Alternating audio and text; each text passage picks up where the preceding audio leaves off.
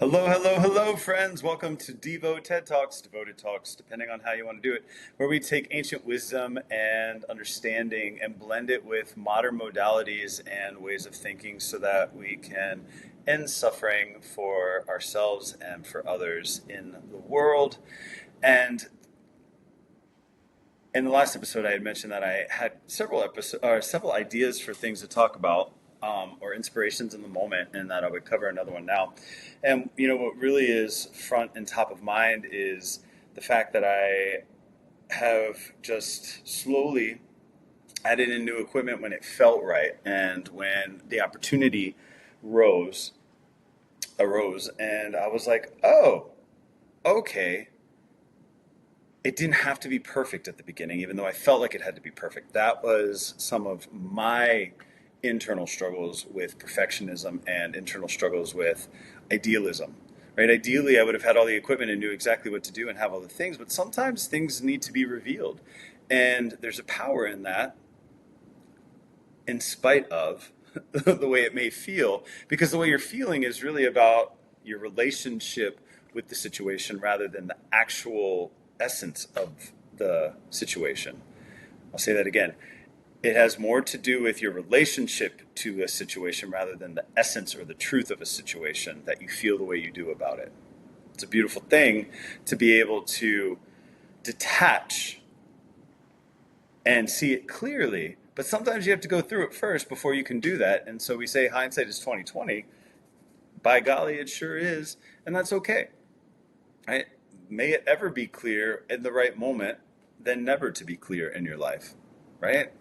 May it be clear when it's right rather than never. And so getting the new equipment, and it feels good, and it looks legit, and it feels legit, and it feels in some ways like I finally gave myself the permission to feel okay with the identity of being this studio owner, this business owner, this person who is running the show here, right? I have listened to Bashar and other channeled entities, and they say, particularly as Bashar, we often need permission slips to allow things to manifest in our life. And so in my world, my permission slip to feel like a legit studio owner, not signing a lease, not having people in and out the door, but having all the equipment was my permission slip.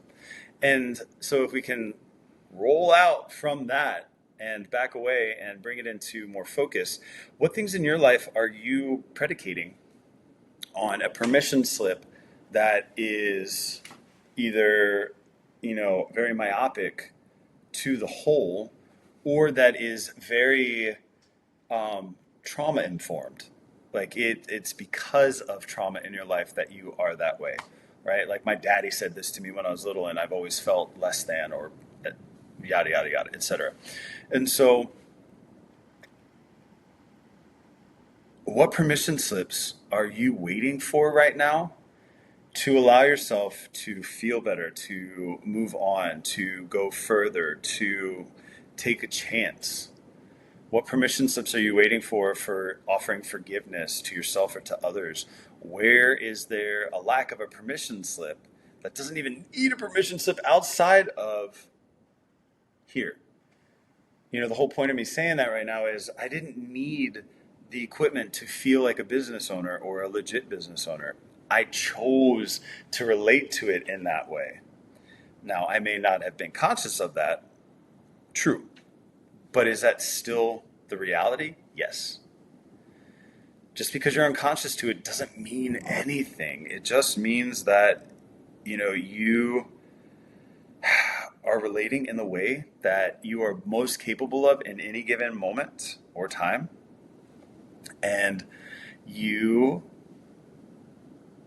should honor that, right? If it could be different, it would be different. However, you wouldn't know the difference, and you may be thinking about the next progression or the next evolution above and beyond that, right? It can get a little heady, but it's true. We can only proceed as far as we're ready to proceed in any given moment, in any given time, because it is a limiting factor. to believe one way. It is a limiting factor to have been raised in the way that we were, in the life experience that we have. It can also be an expounding factor, but it's the awareness that is the key. The awareness of the relationship and the way that it can tilt one way or the other is the true, is the true determining factor.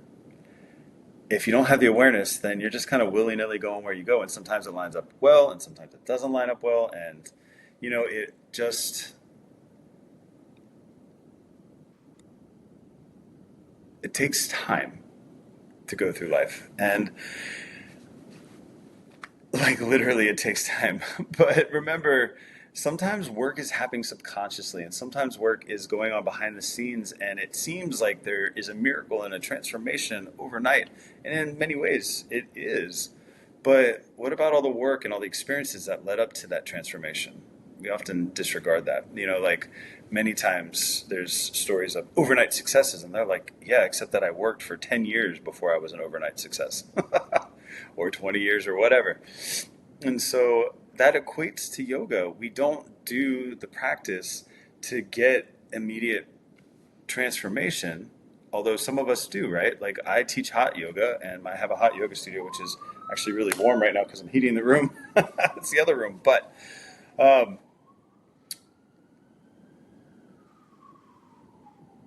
those immediate reactions and transformations are awesome. But there's subliminal ones, and there's sublingual ones, and there's sub-energetic ones that compound and stack overnight, or stack over time, that eventually cause a flip, kind of like the iceberg is upright until it isn't, right? It slowly changes, it slowly shifts, its density and yada, yada, yada moves, and then it's this big dramatic thing, and yet it was happening the whole time. It just wasn't perceptible until it was. And so for you, my friends, where are you limiting yourself with a permission slip that you may or may not even understand, that if you could let it go would allow your life to flourish and bloom and change and transform like that? That may take some time and some exploration and mirror work and meditation and mirror work and meditation and mirror work and dinacharya, and all repeated over and over and over again, right? A lot of times we do things one time and then we're like, yeah. That's not quite how it works. I mean, you can get that one benefit that you get for that one time, but it's consistency and discipline and returning that really holds secrets, that holds the potential. All right, my friends. This is Nicholas with DIVO TED Talks. Be well, be free, but also give yourself permission. You're ready.